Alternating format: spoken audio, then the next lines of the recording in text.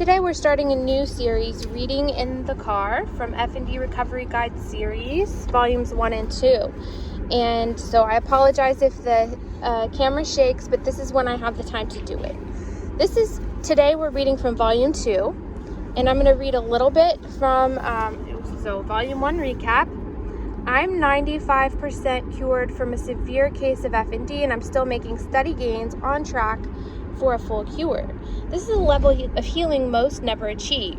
This book series teaches my method for healing so you can heal yourself just as I've done and become one of the few who do fully recover. And this is a step-by-step critical thinking framework which empowers readers to uncover the root causes of FND and forge a lasting cure.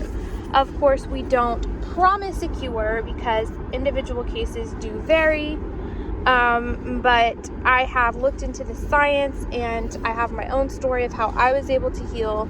And if you think through each step, you can apply it to your own unique situation and have a pretty good shot of at least getting a little bit better. Previously in Volume 1. Volume 1 lays out the first half of the FND cure. It's a step-by-step plan starting with a solid defense strategy. I teach you what FND is and how to stop it from damaging your brain so true healing can begin.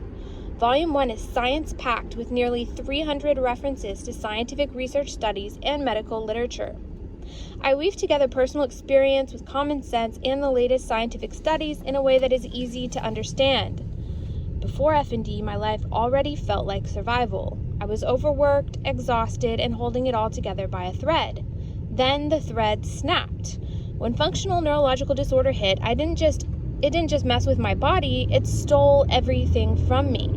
I went from being a fully functioning teacher to being an intermittently mute, bedbound woman who couldn't trust her own legs, and no one could offer any real hope for complete healing, just coping strategies, like a few lukewarm therapy sessions and medications that seemed like guesswork to help with symptoms, not cure me. I got a small amount of help, but it soon became painfully clear that doctors didn't know how to fix me, not really, and the internet was no better.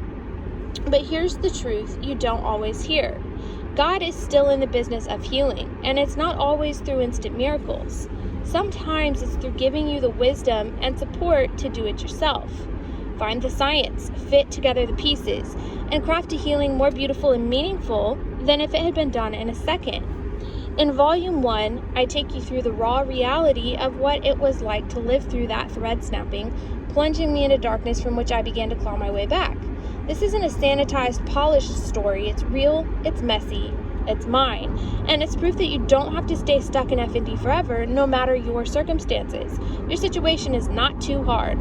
You can still heal. Your stresses may look different than mine, but Volume 1 is proof that someone just as stressed out as you can indeed heal with my 7-step method. And so this section goes on for a little bit. And yes, FND symptoms do damage your brain, just like an addict giving into cravings damages his brain. You need the information in Book 1 to stop the ongoing damage.